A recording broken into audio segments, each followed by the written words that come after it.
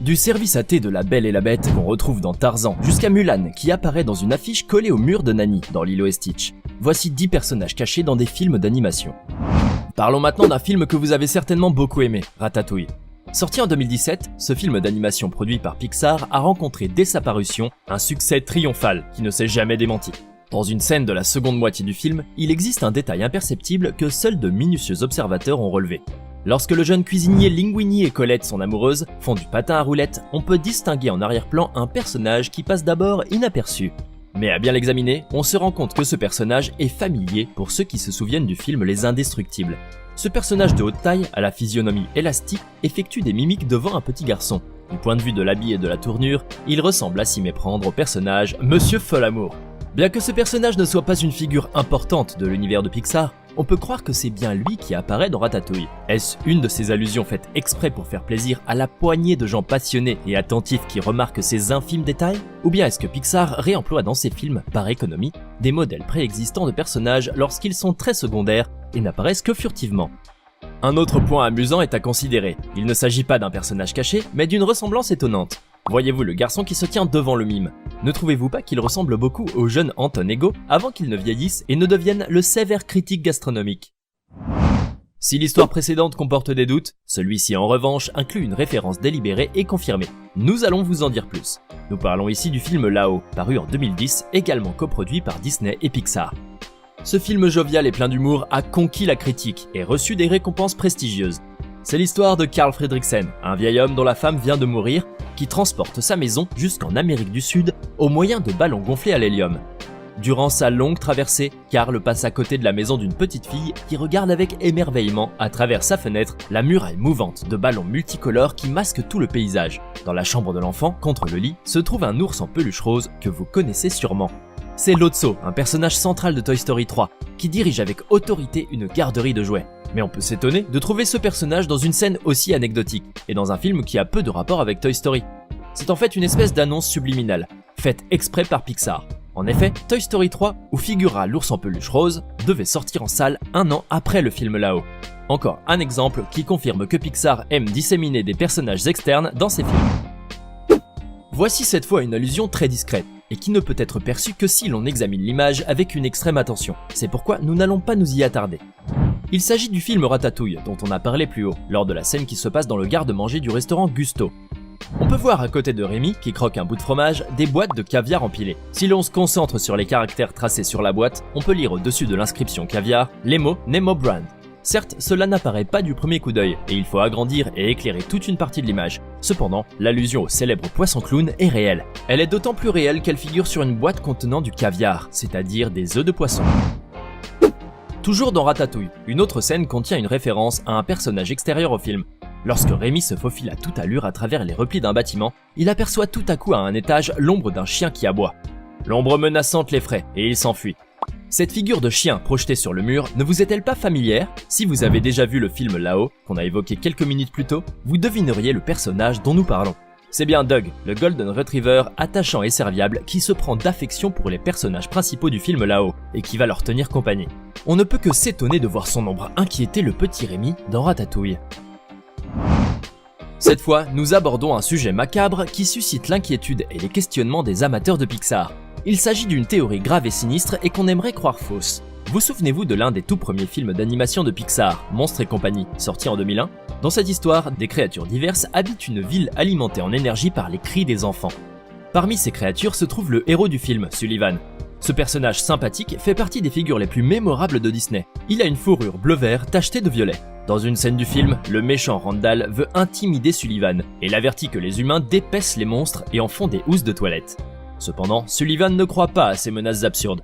Et en effet, on ne verra rien de tel dans le film, heureusement. En revanche, 11 ans plus tard, lorsqu'apparut le film Rex, le roi de la fête, on remarque une chose qui laisse croire que le propos effrayant de Randall avait peut-être du vrai. Remarquez bien la décoration de la salle de bain, au moment où la baignoire est remplie de mousse. Ne trouvez-vous pas que les motifs de la housse, à droite, sont suspects? Le méchant Randall avait donc probablement raison. Il est difficile d'imaginer que cette coïncidence soit gratuite. Le sort de Sullivan a dû être atroce. Quoi qu'il en soit, Pixar n'a pas commenté ce troublant détail. Quel est votre avis? La fourrure de Sullivan a-t-elle été arrachée? Vous avez peut-être déjà regardé le film d'animation Vaiana, la légende du bout du monde, produit par Disney et sorti en 2016. Si ce n'est pas le cas, sachez que ce long métrage qui a eu un succès retentissant lors de sa parution s'inspire de la tradition orale polynésienne. Le détail curieux et discret que nous mettons en lumière consiste en un tatouage dessiné sur la peau du personnage Maui, joué par le célèbre Dwayne Johnson. Dans l'histoire, ce personnage pourvu d'une stature imposante est un demi-dieu isolé dans une île. Il a la particularité d'avoir le corps couvert de tatouages, et chacune de ces figures tracées sur sa peau représente une prouesse héroïque, un ennemi terrassé. Il a de plus le pouvoir de se changer en l'animal de son choix, grâce à un hameçon magique. Mais à la suite d'une bataille, Maui a perdu cet objet précieux, et c'est Tamatoa, un crabe géant, qui s'en est emparé. Ce funeste crustacé vit dans un royaume ténébreux, et Maui, plus tard, le combattra et le vaincra. Or, avant même ce combat victorieux, on peut voir le tatouage du crabe monstrueux sur la peau de Maui, durant la scène où celui-ci accueille l'héroïne Vaiana en chantant. Quelques moments après, le tatouage acquiert son sens. Le demi-dieu révèle à la jeune femme qu'il se prépare à livrer bataille au crabe, et l'on sait d'avance qu'il triomphera. On connaît tous les deux films d'animation La Belle et la Bête ainsi que Tarzan. Ce sont deux belles histoires ayant peu de points communs.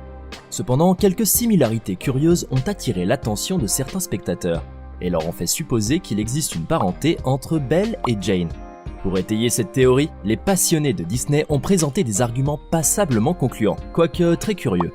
D'abord, les deux femmes ont une certaine ressemblance physique, aiment à porter des vêtements jaunes et sont amoureuses d'un être sauvage qui a bon cœur. Mais la similitude la plus frappante, c'est le service à thé de Monsieur Porter dans Tarzan. En effet, on peut voir une vaisselle en porcelaine identique dans La Belle et la Bête. La théière dans ce dernier film a même un nom et un rôle.